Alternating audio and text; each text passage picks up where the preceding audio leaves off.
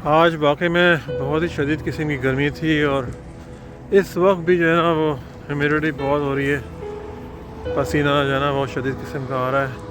Canada में जो गर्मी होती है ना वो भी बहुत अजीब किस्म की होती है और हब्स बहुत होता है। आप अगर आपके पास कोई ठंडा पानी या इस टाइप की चीज़ें ना हो तो दिन गुजारना जाना बड़ा मुश्किल हो जाता है, specially for those people who work outside in the field.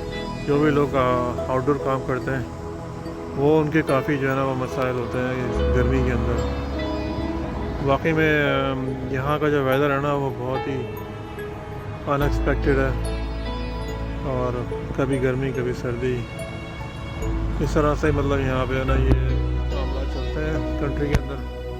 और अच्छी चीज़ ये है कि मतलब बारिशें वगैरह होती रहती हैं हफ्ते में, कभी ऐसा हीट स्ट्रोक वगैरह आता है, हीट टेम्परेचर बहुत ज़्यादा डाउन हो जाता है। लेकिन ये है कि फिर वो वक्त के साथ साथ जो है ना फिर वो ठीक हो जाता है। वो अभी ये 1 महीना और है अगस्त का, उसके बाद जो है वो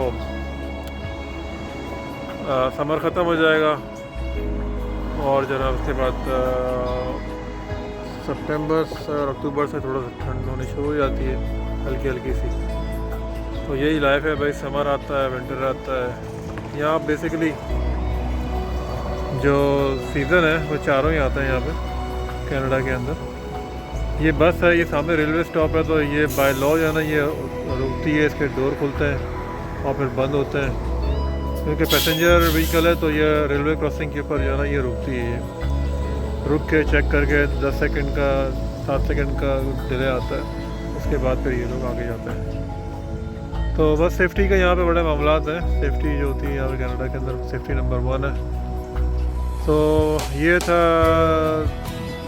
शाम का जो वेदर है, अब हल्की हल्की सी मौसम में जो तपिश कम हो गई है। इंशाल्लाह सुबह देखते हैं सुबह क्या होता है। Thank you very much, take care, अल्लाह हाफ़िज़, बाय।